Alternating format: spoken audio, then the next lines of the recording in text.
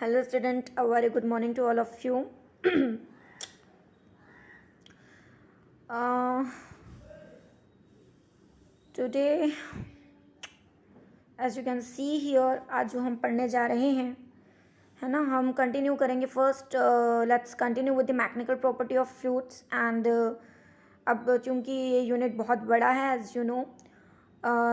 Okay let's see क्या topics हमारे पास available हैं आज. जो हम जितना आज हम कवर कर सकते हैं टॉपिक्स इस चैप्टर में बहुत सारे हैं, बट देखते हैं आज हम कितना क्या कवर कर सकते हैं. जैसे कि आज हम स्टोक्स लॉ देख सकते हैं, उस पर डिस्कशन कर सकते हैं. डेविएशन ऑफ स्टोक्स लॉ देख सकते हैं. लेट मी क्लियर, यहाँ पे आप मोस्टली इस चैप्टर में जितने भी डेविएशंस आप देखेंगे, जितने भी डेरिवेशंस हैं, वो सारे डेरिवेशंस जो रहेंगे आपके वो डायमेंशनल मेथड के थ्रू आप उनका डिडक्शन करेंगे. यदि आप उन स्टेट्स उन लॉज को स्टेट करना चाहें या प्रूव करना चाहें, उनका वेरिफिकेशन देना चाहें, तो you can continue with the dimensional method and I also with the same. Okay, next है यहाँ पर conditions under which Stokes law is valid. देखिए कंडीशंस और लॉ की बहुत ज़रूरी होती है. कंडीशंस एंड आफ्टर वेरिफिकेशन आप ये भी देखिए कि यदि आप किसी चीज़ को फॉर्मुलेट करते हो तो बेटा ये भी ज़रूर देखिएगा कि आफ्टर फॉर्मुलेशन कि उसकी डिपेंडेंसी किन किन चीज़ों पर है. दैट मीन्स वो किन किन चीज़ों पर डिपेंड है. तो डिपेंडेंसी से भी काफ़ी सारे न्यूमेरिक्स आपके सॉल्व हो जाते हैं, काफ़ी सारे 1 या 2 मार्क्स के क्वेश्चन सॉल्व हो जाते हैं. Next one is what, the terminal velocity.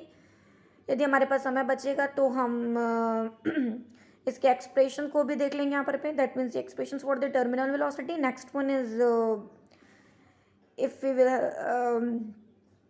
Complete are all the topics in that case let's see discussion भी कर लेंगे हम on its results, and then let's talk about streamlined flows and the critical velocities and the turbulent flows of water.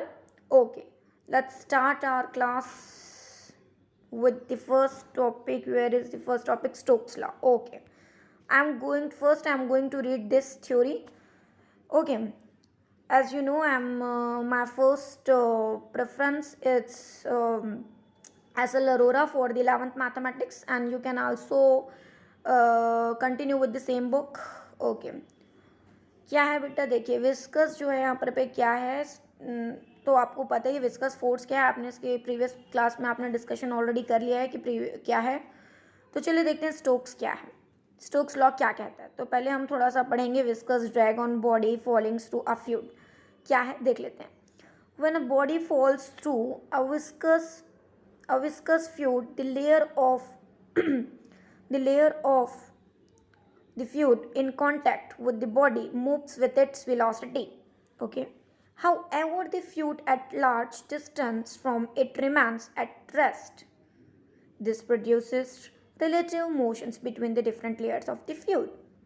Okay, as a result the body experiences a viscous force which tends to retard its motions, as you know.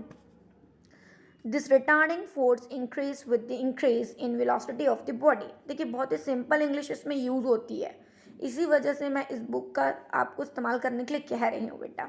इसमें explanation इस book में clarification के साथ दिया होता है, जितना भी एक्सप्लेनेशन है. एनसीईआरटी क्या करता है, कंटेंट तो सारे शामिल करता है, बट अनफॉर्चुनेटली वो सारे कंटेंट को इतना कंप्रेस कर देता है, इतना कंप्रेस कर देता है कि कोई भी टॉपिक्स पूरी तरह से क्लियर नहीं हो पाता है. और उसका एक स्टैंडर्ड होता है, इतना हाई स्टैंडर्ड जो पहली बार के लिए समझ पाना मुश्किल है.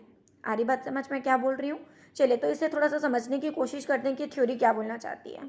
ठीक है, देखिए बेटा मैं एकदम हिंदी में कहूँगी, एकदम प्योर हिंदी जो आपको आसानी से समझ में आ जाए, जैसे कि आपकी थ्योरी बोलती है.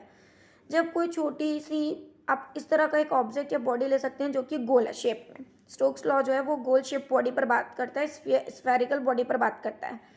वो जब किसी क्या होता है यहाँ पर पे ऐसे मतलब किसी विस्कस लिक्विड पर पे क्या करते हैं, एक कांस्टेंट वेलोसिटी के साथ उसे डीप कराया जाता है या गिराया जाता है, आप ऐसा बोल सकते हैं.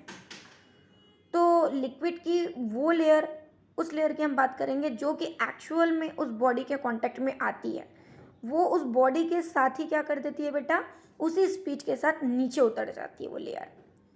और ठीक है, इस लेयर के, इस कांटेक्ट में आने वाली लेयर के जो आसपास की लेयर है वो उससे कम वेलोसिटी के साथ और उससे दूर वाली लेयर और भी कम वेलोसिटी के साथ क्या हो जाएगी, यहाँ पर पे आगे की ओर मूव करने लगते हैं यहाँ पर पे. और ये जो सीक्वेंस है ये लगातार हमारा जारी रहता है, दैट मीन्स कंटिन्यूशन में रहता है. और जो सबसे दूर वाली लेयर होगी यहाँ पर पे उसकी वेलोसिटी जो है वो अप्रॉक्सी 0 हो जाएगी. ठीक है। और इस तरह से क्या होगा यहाँ पर जो लिक्विड है, सॉरी, जो आपकी बॉडी है, बॉडी इट मीन्स जो ऑब्जेक्ट हम यहाँ पर यूज़ कर रहे हैं, जो रिजिड बॉडी भी हो सकता है, जो भी रिजिड स्फेरिकल बॉडी यहाँ पर उसकी जो स्पीड है लिक्विड में वो क्या हो जाएगी यहाँ पर है ना। जैसे ही वो पानी में डीप हुआ तो पानी की जो डिफरेंट लेयर्स यहाँ पर उन डिफरेंट लेयर्स के बीच as you know relative motions जो है वो तैयार हो जाता है। क्यों रिलेटिव मोशंस तैयार हुआ? अभी जस्ट मैंने पहले क्या कहा कि क्या हो रहा है यहाँ पर हर एक लेयर की स्पीड वेलोसिटीज में हमको चेंज देखने मिल रहा है। ठीक है, आ रही बात यहाँ पर समझ।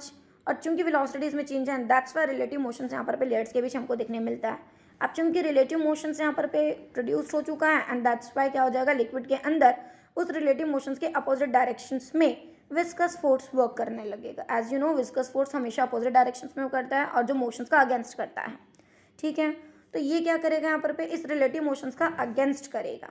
ठीक है, एक इंग्लिश के साइंटिस्ट थे, इंग्लिश साइंटिस्ट थे यहाँ पर सर जॉर्ज जी स्टोक, मुझे ध्यान आ रहा है। ठीक है, ने समझ लीजिए उन्होंने एक्चुअली में एक लॉ जो है वो स्टैब्लिश किया यहाँ पर और जिसे स्टोक्स लॉ कहा जाता है क्योंकि उनका नाम था सर जॉर्ज जी स्टोक, है ना। तो उनका नाम स्टोक था और उन्होंने चूंकि एक लॉ जो है वो इस थ्योरी से रिलेटेड स्टैब्लिश किया है तो ये लॉ जो है वो उन्हीं के नाम पर है। अकॉर्डिंग टू स्टोक्स क्या होता है यहाँ पर तो लेट्स सपोज नहीं, मैं आपको पहले क्लियर कर देना चाहती हूँ अकॉर्डिंग टू स्टोक्स क्या है। तो चलिए एक बार पहले हम रीड आउट कर लेते हैं। According to Stokes law the backward viscous force acting on a small spherical body of radius r moving with uniformly velocity v through fluid of velocity eta is given by, देखिए ये दिख रहा है यहाँ पर ये थ्योरी मैंने अभी रीड आउट की और ये जो है ये मैथमेटिकल फॉर्म है। किसका मैथमेटिकल फॉर्म है? स्टोक्स लॉ का।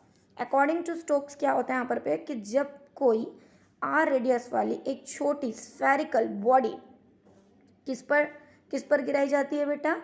ईंटा, है ना। ईंटा कोफिशिएंट ऑफ विस्कोसिटी वाले किसी लिक्विड में एक फिक्स्ड या कांस्टेंट स्पीड v के साथ गिराई जाती है तो क्या होता है यहाँ पर उसके मोशंस के अपोजिट डायरेक्शंस में क्या वर्क करता है? विस्कस फोर्स वर्क करता है।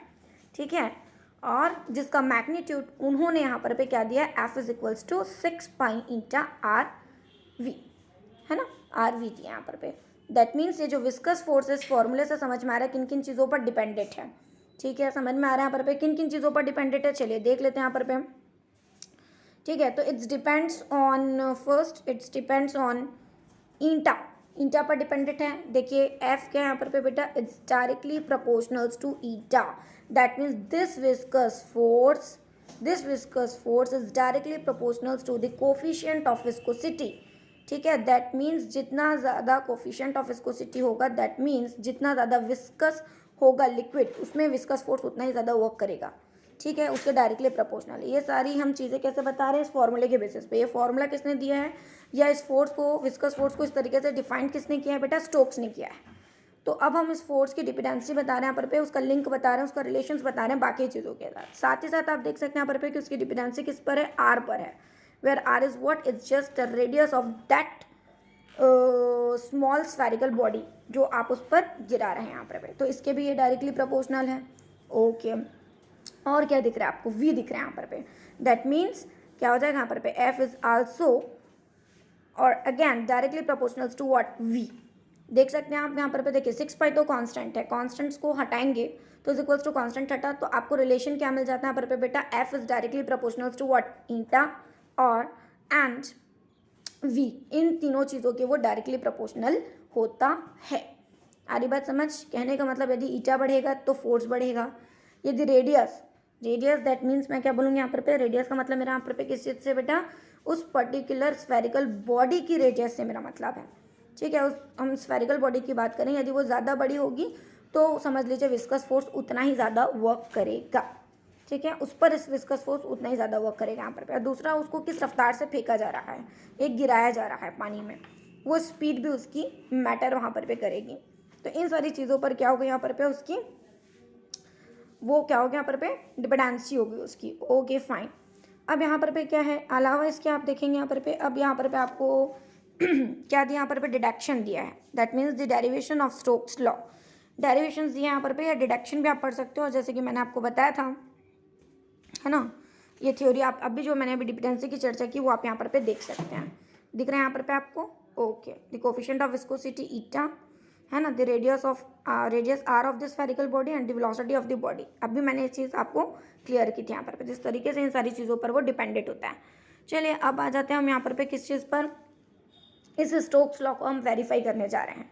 क्लैम तो कर दिया स्टोक्स ने, क्या क्लैम कर दिया उन्होंने, क्लैम उन्होंने ये कर दिया है, यहाँ देखेंगे आप यहाँ पर पे उन्होंने ये क्लैम कर दिया। अब हमारी ड्यूटी क्या यहाँ पर पे इस क्लैम को वेरीफाई करेंगे, और हम वेरीफाई किस मेथड के थ्रू करेंगे, by using the dimensional method.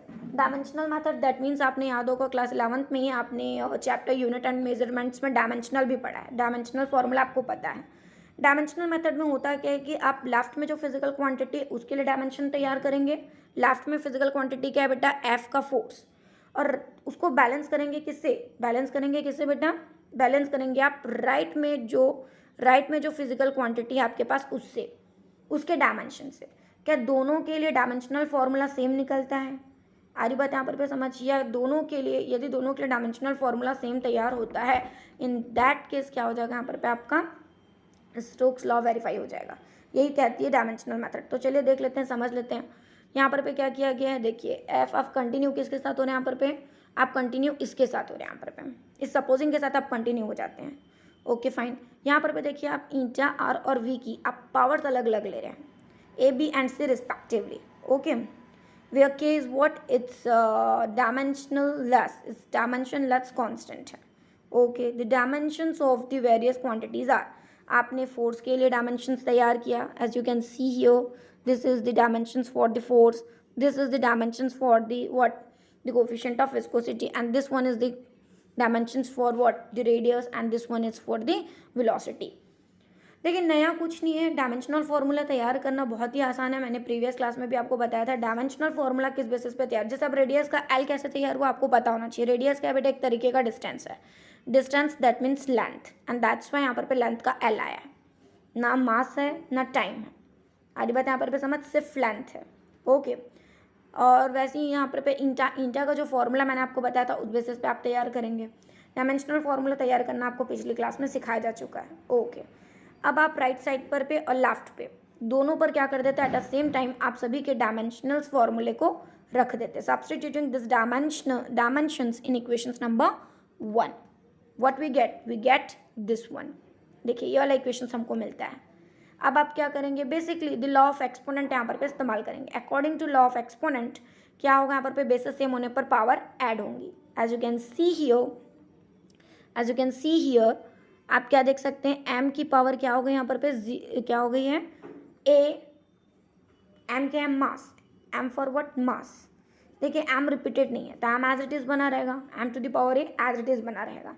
ठीक है, चलिए अब बात करते हैं l की। l टू द पावर क्या है, -1, यहाँ पे l की पावर b, यहाँ पे l की पावर क्या है, c। According to law of exponent l की सारी पावर्स को आप क्या कर दीजिए, बेसिस सेम है तो पावर्स क्या हो जाएंगी, ऐड। तो वही काम उसने यहाँ पर किया है, दिख रहा है आपको, है ना। क्या हो गया यहाँ पर आपका बेटा, देख लीजिए आप, -a + b + c, कुछ नहीं किया, लॉ ऑफ एक्सपोनेंट का इस्तेमाल करके बेसिस सेम होने पर पावर्स को क्या कर दिया, ऐड कर दिया है। और वही चीज़ उसने टाइम t के साथ भी किया है, बस उसको बेसिकली सॉल्व कर लिया है। सॉल्व करने पर क्या मिला आपको, जो कुछ भी मिला आपने equating the powers of mass, length and time on the both sides, क्योंकि दोनों साइड्स एक दूसरे के इक्वल लेते हुए चल रहे हैं, तो आप क्या कर सकते हैं यहाँ पर उनकी पावर्स को, इन फिजिकल क्वांटिटीज़ की पावर्स को भी आप क्या कर सकते हैं बेटा, बैलेंस कर सकते हैं। और बस जैसे ही आप क्या कर देते हैं, मास की दोनों साइड से मास की पावर्स को बैलेंस करते हैं, आपको a = 1 मिल जाता है। जैसे ही आप दोनों साइड से क्या कर देते हैं, लेंथ l की पावर्स को बैलेंस करते हैं, आपको क्या मिल जाता है, इक्वेशन नंबर 2 मिल जाता है, that means -a + b + c = 1। Similarly आप दोनों साइड से जब तीसरी फिजिकल क्वांटिटी टाइम t की पावर्स को बैलेंस करते हैं तो आपको एक नया इक्वेशन मिल जाता है। क्या मिल जाता है यहाँ पर आपको, बोलिए क्या मिल जाता है आपको, -a - c = -2। तीनों इक्वेशंस को 1 बाय 1 सॉल्व कीजिए। बेसिकली इक्वेशंस को सॉल्व करना आपको आता है। आपको क्या मिल जाता है, a = b = c = 1 after solving this equations. ठीक है, अब इससे क्या हो जाता है, आपको फाइनली क्या मिल जाता है, जब आप a, b और c की वैल्यू को सपोजिंग पे रखते हैं, पहली सपोजिंग चीज़ को लेकर के आप चले थे, तो आप किस पर आ जाते हैं, f = k × r v पर आ जाते हैं। आ रही बात यहाँ पर समझ, दैट मीन्स क्लैम यहाँ पर डायरेक्टली वेरीफाई हो जाता है आपका। आपको फिजिक्स में कोई भी चीज़ यदि वेरीफाई करना है, किसी भी क्लेम को वेरीफाई करना है, तो शुरुआत आपको सपोजिंग से करनी ही पड़ेगी। ये बात आप ध्यान रखिएगा। और ये है डायमेंशनल मेथड। इसमें क्या होता है, डायमेंशंस के साथ कंटिन्यू होना पड़ता है, दोनों साइड्स की एट द सेम टाइम आप दोनों साइड्स को लेते हुए चलेंगे और दोनों साइड्स के डायमेंशनल फॉर्मूले के साथ आप कंटिन्यू होंगे, है ना। समझ में आ रहा है। ये बहुत सिंपल मेथड होती है, बहुत ही सिंपल होती है, आप इसको कहीं पे भी इस्तेमाल कर सकते हैं, है ना। तो इस चैप्टर में ऐसा आप काफ़ी जगहों पर करेंगे, देख लीजिएगा यहाँ पर पे। इस तरीके से क्या हो गया, आपका क्लेम वेरीफाई हो जाता है और स्टोक्स लॉ यहाँ पर पे फुलफिल हो जाता है या प्रूफ हो जाता है, as you can see. F is equals to what, 6 pi into RV. So this is your viscous force according to Stokes. According to what? Stokes. Okay. So now let's see what's the conditions for the Stokes laws valid. चलिए check कर लेते हैं यहाँ पर हम under which conditions the Stokes law it's valid. तो check कर लेते हैं एक बार हम क्या है यहाँ पर पे, the fluid through which the bodies move has infinite extension. बिल्कुल सही कहा आपने यहाँ पर पे, the body is perfectly rigid and smooth. ये ध्यान रखिएगा, जो कोई बॉडी के तौर पर, स्फेरिकल बॉडी के तौर पर आप इस्तेमाल करें यहाँ पर पे, वो बॉडी क्या होनी चाहिए बेटा, यहाँ पर पे सॉलिड होनी चाहिए और उसका जो आउटर सरफेस है वो बहुत स्मूथ होना चाहिए। Just because this laws valid only for that kind of body, है ना। Okay, next one is what, there is no slip between the body and the fluid. आधी बात यहाँ पर पे समझ आपको मैं क्या बोलने की कोशिश कर रही हूँ यहाँ पर पे। ओके, चलिए नेक्स्ट वन व्हाट क्या आएगा, the motion of the body does not give rise to turbulent motions and that is hence motion is stream lined.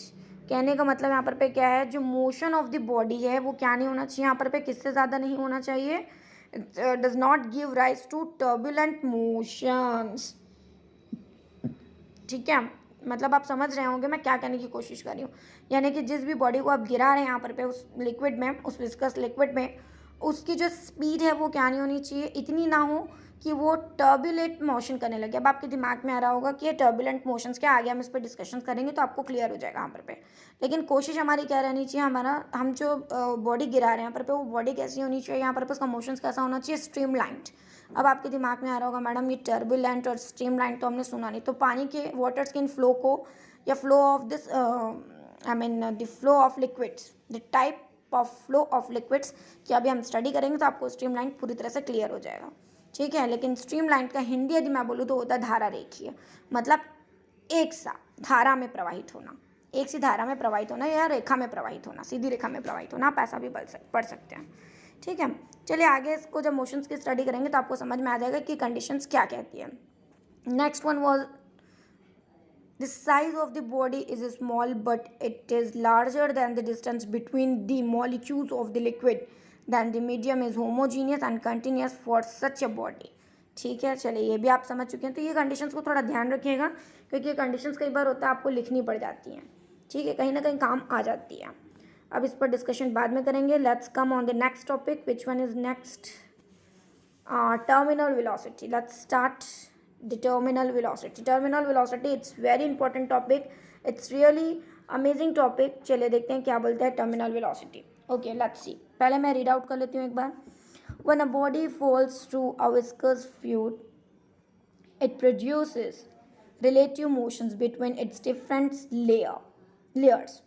As a result, the body experiences a viscous force which tends to retard its motions as the velocity of the body increases. The viscous force F is equals to 6 pi into RV also increases. A stage is reached when the weight of the body becomes just equals to the sum of the upthrust and viscous force. Okay, ये जो line है यहाँ पर पे आपकी, when the body, okay, ये ध्यान रखिएगा आप। ठीक है, ये जो नीचे पे मैंने अभी अंडरलाइन किया उसे आप थोड़ा सा देखिएगा, क्या लिखा गया यहाँ पर पे, a stage is reached when the weight of the body become just equals to the sum of the upthrust and viscous force. ये ठीक है, there no net force act on the body and it begins to move with a constant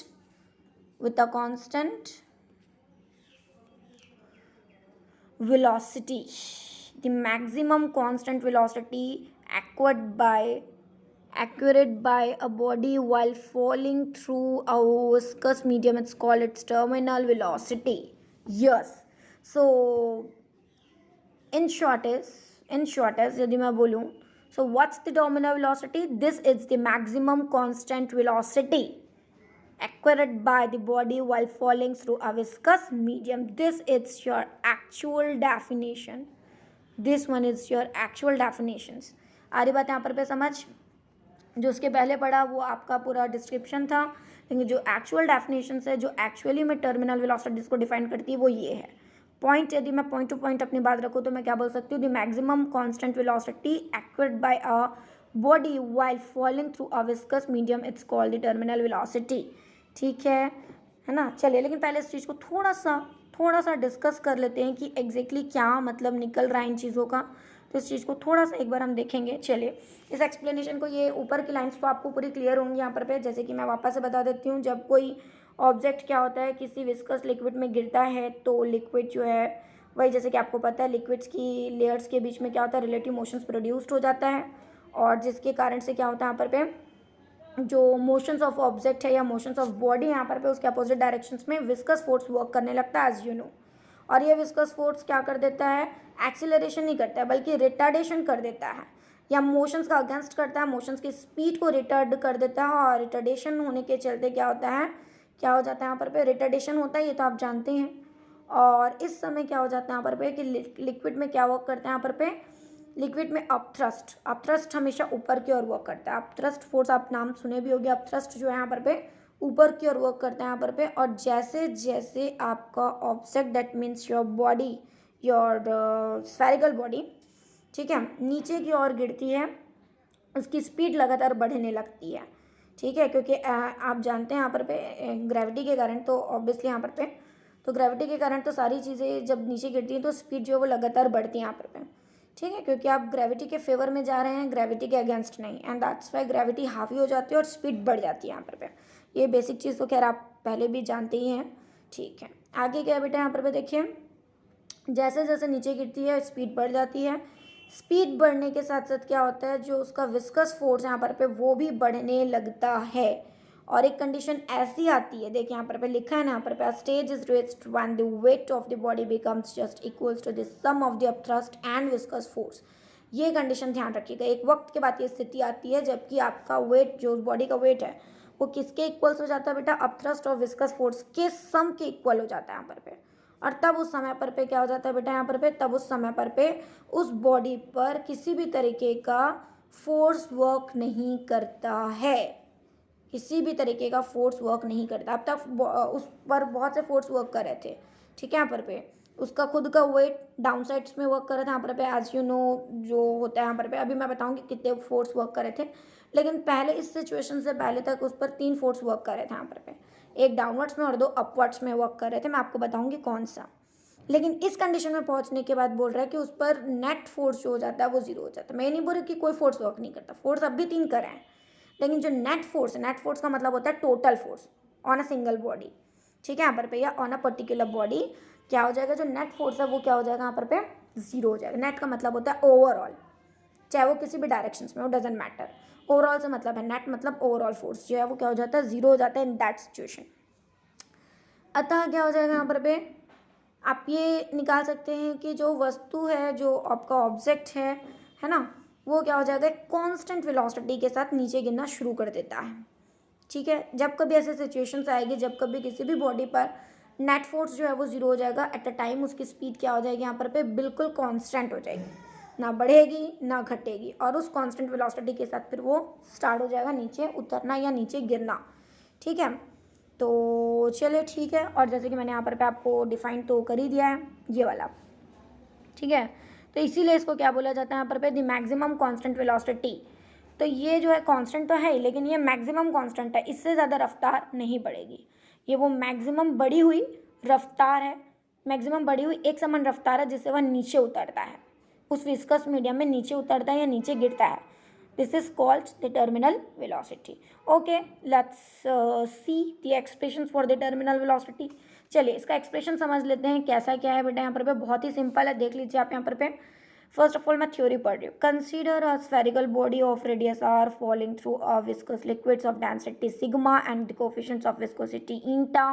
late rho be the density of the body. देखिए यहाँ पर सबसे पहले आप कुछ कंसिडरेशन कर लीजिए. जैसे कि मैंने एक स्फेरिकल आर रेडियस वाला को स्फेरिकल बॉडी सपोज कर लिया है और उस स्फेरिकल बॉडी की अपनी खुद की भी डेंसिटी होगी और जिसकी डेंसिटी को हम क्या सपोज कर लेते हैं, क्या सपोज कर लेते हैं उसकी डेंसिटी को, बताइए. अच्छा आप उसकी डेंसिटी को क्या सपोज किए हैं, क्या लिखा है, let rho be the density of the body.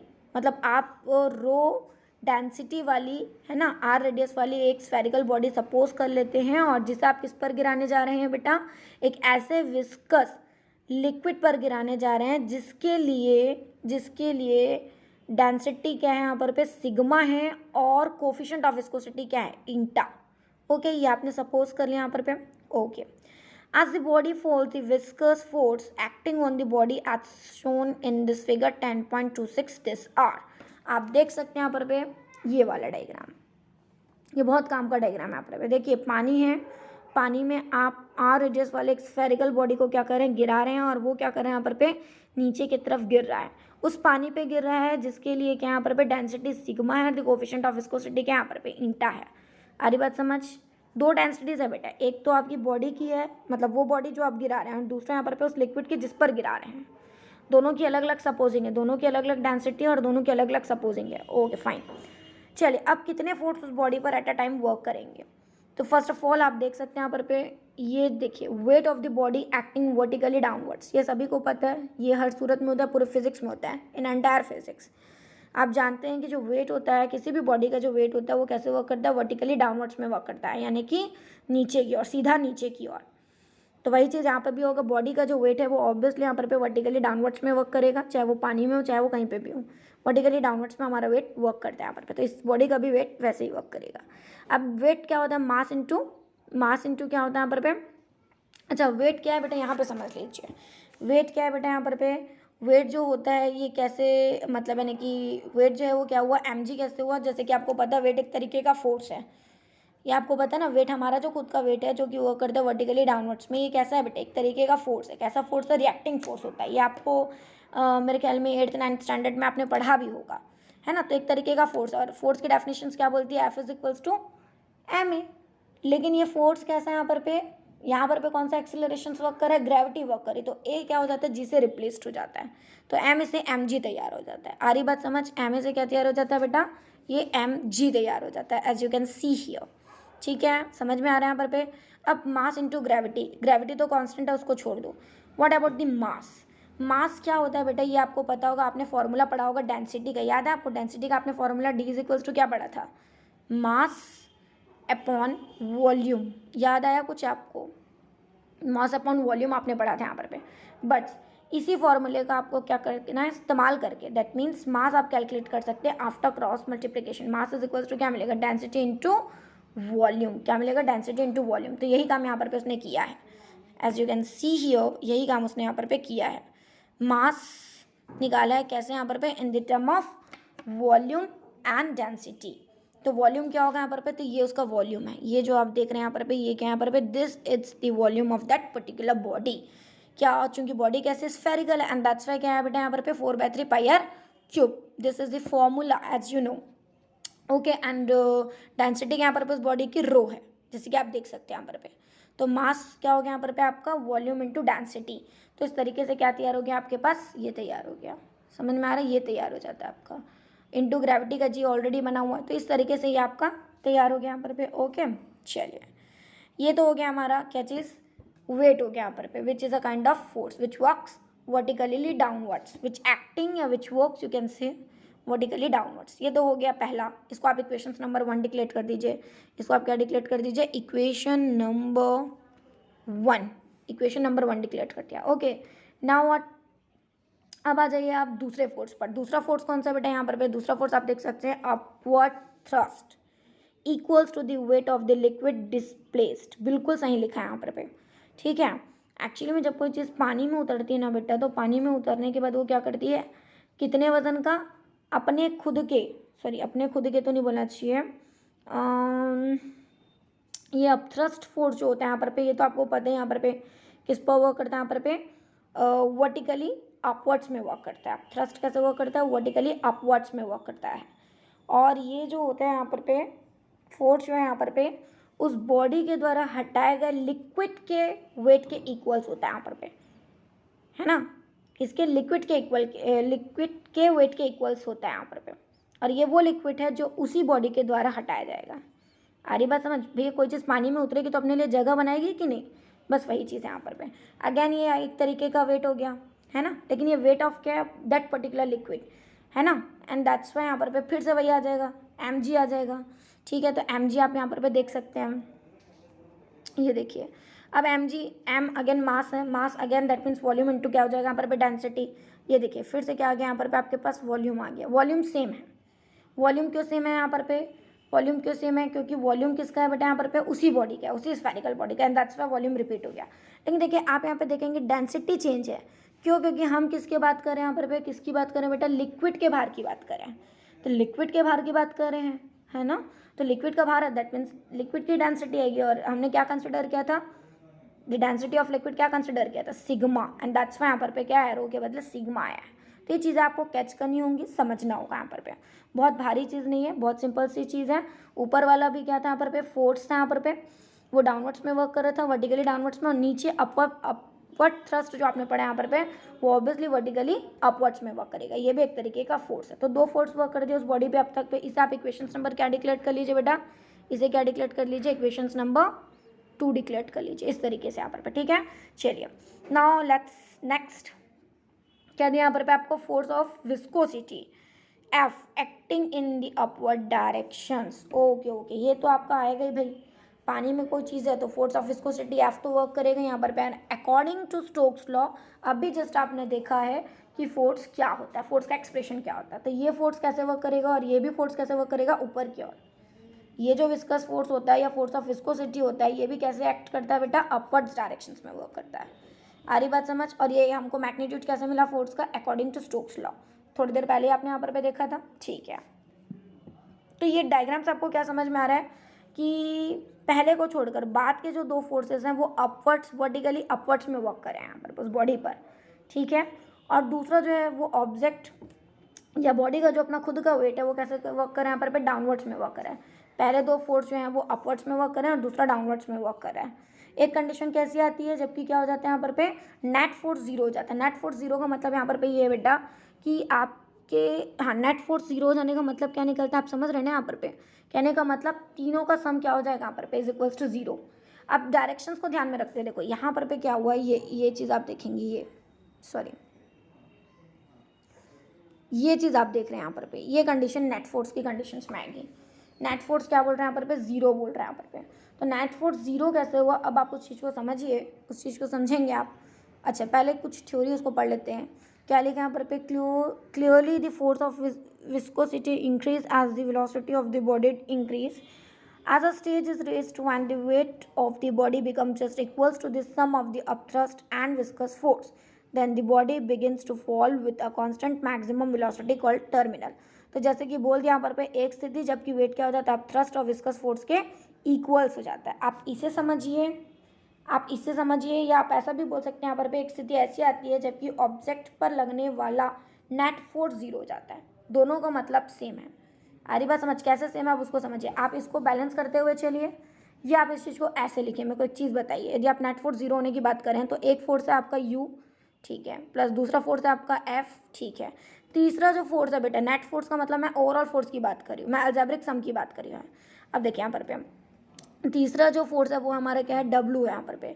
तीनों को लेके ये चलना है। बट देखिए यदि आप बात करें यहाँ पर पे डायरेक्शंस की, विद डायरेक्शंस की बात करें तो ये दोनों तो सेम डायरेक्शंस में है, अपवर्ड अपवर्ड, बट ये अपोजिट डायरेक्शंस में, डाउनवर्ड्स में, एंड दैट्स वाई कि ये क्या हो जाएगा बेटा, नेगेटिव लिया जाएगा। कैसे लिया जाएगा यहाँ पर पे, नेगेटिव लिया जाएगा। तो नेगेटिव लिया जाएगा तो माइनस डब्ल्यू जब उधर शिफ्ट होगा तो क्या हो जाएगा, यही इक्वेशन आएगा कि नहीं, प्लस डब्ल्यू में कन्वर्टेड होगा कि नहीं। तो दोनों स्टेटमेंट का एक ही मतलब निकलता है। आप ऐसा भी बोल सकते हैं कि एक स्थिति के बाद वेट जो है वो अपथ्रस्ट और विस्कस फोर्स के सम के इक्वल होगा, और आप ऐसा भी बोल सकते हैं कि नेट फोर्स जो है वो जीरो हो जाएगा उस बॉडी पर। तो दोनों के सेम मतलब निकलते हैं। अभी मैंने आपको समझाया। नेट का मतलब क्या हो जाएगा यहाँ पर पे, आपको तीनों को जोड़ के 0 से बैलेंस कर देना है, नेट का मतलब। और नेट से मेरा मतलब यहाँ पर पे किसी भी डायरेक्शंस में वर्क करे, ओवरऑल फोर्स उस पर 0 हो जाएगा। अब किसी भी डायरेक्शंस में तो हो सकता है कोई सेम डायरेक्शंस में होगा तो वो ऐड होगा, और जो अपोजिट डायरेक्शंस में होगा माइनस होगा। तो इस तरीके से आपको ये इक्वेशन मिलता है यहाँ पर पे। बस अब इसको सॉल्व कर लीजिए। आपके पास तीनों की वैल्यूज, तीनों फोर्स अवेलेबल है आपके पास, तीनों फोर्स का मैग्नीट्यूड आपके पास प्रीवियस 3 इक्वेशंस में है। पुट कर दीजिए। पुट करने के बाद उसको बेसिकली जैसे कि आप मैथ सॉल्व करते हैं, आपको उसको सॉल्व करना है, अरेंज कर लीजिए।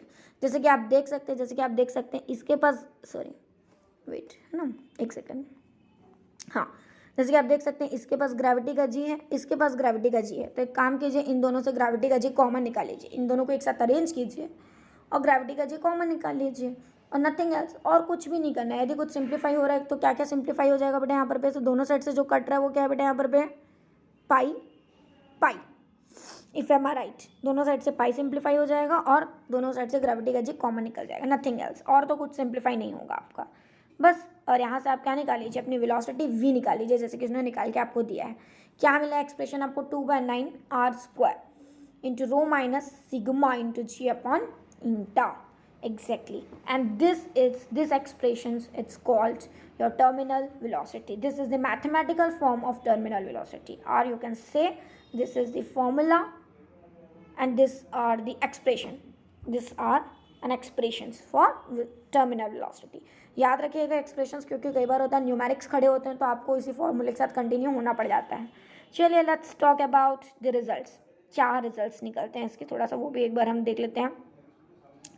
क्या लिखा हुआ है बेटा यहाँ पे देखो, डिस्कशंस ऑफ द रिजल्ट्स। तो ये तो बहुत ज़रूरी चीज़ है यहाँ पर पे। सबसे पहले तो इसमें आप फॉर्मूला देख करके समझ सकते हैं कि जो v की डिपेंडेंसी वो किन किन चीज़ों पर है। तो डिपेंडेंसी समझने के लिए पहले कॉन्स्टेंट्स को अवॉइड कर दिया करो। कांस्टेंट का मतलब मेरे यहाँ पर पे किससे, 2/9 से। यदि 2/9 हटेगा तो v क्या मिलेगा हमको, डायरेक्टली प्रोपोर्शनल मिल जाएगा। किस किस के डायरेक्टली प्रोपोर्शनल मिलेगा, r² के। सेकेंड, जी भी कांस्टेंट है तो जी को आप अवॉइड कर दीजिए। देखिए इज इक्वल्स टू कांस्टेंट हटता है ना तो एक रिलेशन आता है, ये रिलेशन हटता है तो इज इक्वल्स टू कांस्टेंट आता है। तो अभी हमारे पास क्या है, कांस्टेंट है 2/9 इंटू जी, है ना। तो इसे हटाइए तो रिलेशन आपको मिलेगा v is directly proportionals to r², v is directly proportionals to what, rho minus sigma, okay. And v also नहीं, v is inverse proportionals to what, eta. ये 3 रिलेशन यहाँ पर पे आपको मिलते हैं इसी फॉर्मूले से। फॉर्मूला देखने से या एक्सप्रेशन देखने से कुछ समझ आता है कि नहीं आता है आप लोगों के, ये तो आपको पता ही होगा कि दो फिजिकल क्वांटिटीज के बीच यदि कोई रिलेशन है तो उस रिलेशन के हटने से is equals to constant introduced होता है, और इज इक्वल्स टू कॉन्स्टेंट हटा करके भी आप रिलेशन एम्प्लाइज करा सकते हैं, जैसे कि अभी मैंने कराया। रिलेशन से क्या पता चलता है बेटा, कंक्लूजन समझ में आते हैं। कंक्लूजन या आप ऐसा भी बोल सकते हैं यहाँ पर कि आपको रिलेशन पता होने से आप क्या कर सकते हैं, आगे किसी भी क्वेश्चंस की आंसरिंग कर सकते हैं। आपको डिपेंडेंसी पता चल जाती है कि वो एक्चुअली में टर्मिनल वेलोसिटी किन किन फैक्टर्स पर डिपेंडेंट है। डिपेंडेंट से मतलब वो किन किन चीज़ों से इफेक्ट हो सकती है। आ रही बात यहाँ पर भी समझ, what I am trying to say. चलिए लेट्स सी कि यदि उसकी डिपेंडेंसी किस पर है बेटा। चलिए सबसे पहले हम केसेस किसके लिए देखेंगे यहाँ पर पे, रो माइनस सिग्मा के लिए देखेंगे, क्योंकि इसके वो डायरेक्टली प्रोपोर्शनल है। अब सब्सट्रैक्शंस के डायरेक्टली प्रोपोर्शनल, तो सब्सट्रैक्शंस की तो बेटा 3 पॉसिबिलिटीज़ तैयार होती हैं। पहली पॉसिबिलिटी क्या होगी यहाँ पर पे, सब्सट्रैक्शन पॉजिटिव होगा कब, जबकि क्या हो जाए यहाँ पर पे आपका rho is greater than sigma. This one is your first possibility. ये सब्सट्रैक्शन क्या हो सकता है बेटा, 0 हो सकता है यदि रो क्या हो जाए, इज इक्वल्स टू सिग्मा।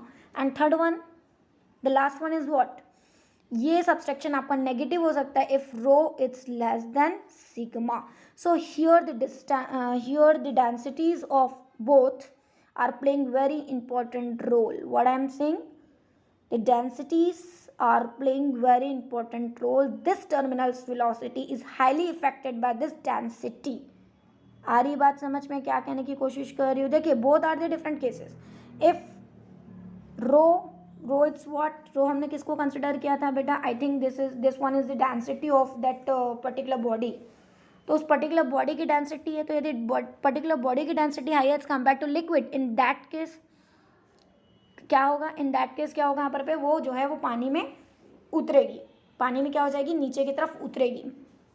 एक फिक्स्ड मैक्सिमम कांस्टेंट वेलोसिटी के साथ। आ रही बात यहाँ पर पे समझ? ओके। सेकेंड केस क्या हो जाएगा? पहला तो हो गया, सेकेंड केस क्या बेटा यहाँ पर पे रो इज इक्वल्स टू सिग्मा। तो ऐसे में सबसेक्शन क्या चला जाएगा? जीरो। और सबसेक्शन जीरो चला जाएगा तो आपका सिंप्लीफिकेशन क्या आ जाएगा? बताइए यहाँ पर पे सिंप्लीफिकेशन क्या आ जाएगा? v is equals to zero. What? v is equals to zero if am are right? सही कह रही हूँ ना मैं बेटा?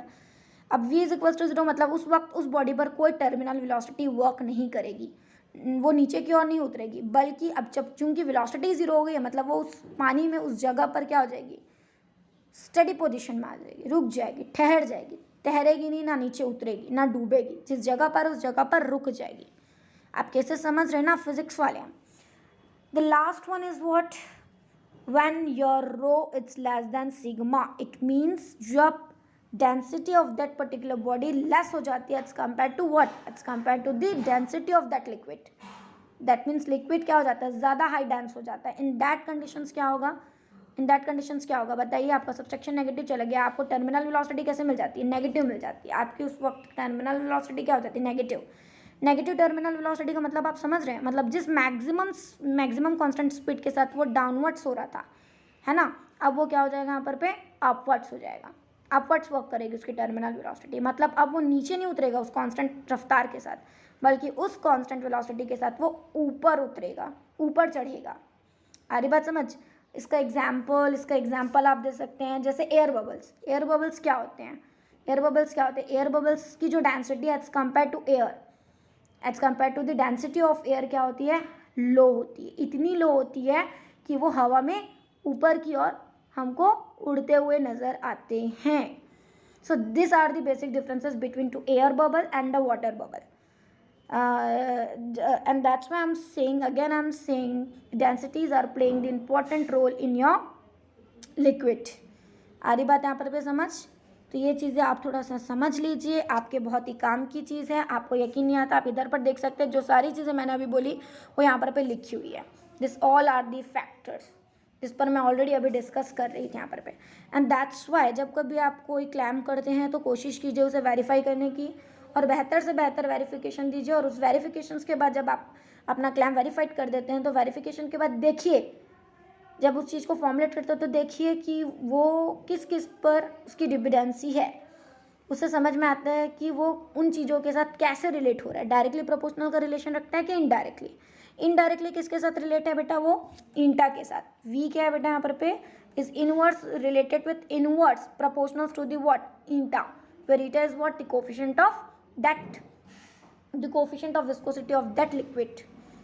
दैट मीन्स वो जितना ज़्यादा क्या होगा विस्कोसिटी उसकी हाई होगी, समझ लीजिए वहाँ पर टर्मिनल वेलोसिटी उतनी ही कम होगी।